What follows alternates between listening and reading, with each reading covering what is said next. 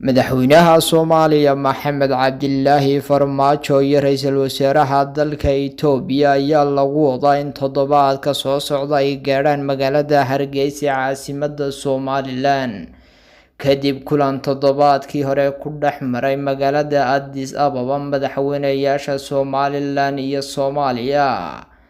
intaasi kadib madaxweynaha Somaliland Muuse Biixi Cabdi waxa uu maanta shir albaabadu u xidhan yihiin qasriga madaxtooyada Somaliland kula yeeshay golihiisa wasiirada, taasi oo madaxweyne Biixi kaga codsanayo in madaxweynaha Soomaaliya uu soo booqdo Somaliland.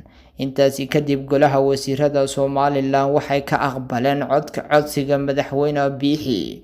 dhanka kale, gudoomiyaha golaha guurtida Somaliland Saleebaan Maxamuud Aadan ayaa isagu ganafka ku dhuftay warar maalmihii ugu dambeeyay ee warbaahintu qoraysay, kaasi oo sheegaya in madaxweynaha Soomaaliya Maxamed Cabdilaahi Farmaajo uu booqasho ku iman doono magaalada Hargeysa caasimadda Somaliland.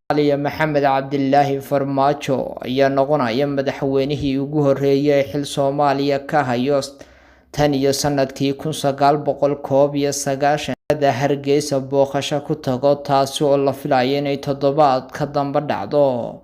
dhanka kale, xisbiyada mucaaradka Somaliland iyo gudoomiyaha xisbiga Injineer Faysal Cali Waraabe ayaa kasoo horjeestay booqashada madaxweynaha Soomaaliya ee la filayo in toddobaad ka damba uu ku tago magaalada Hargeysa.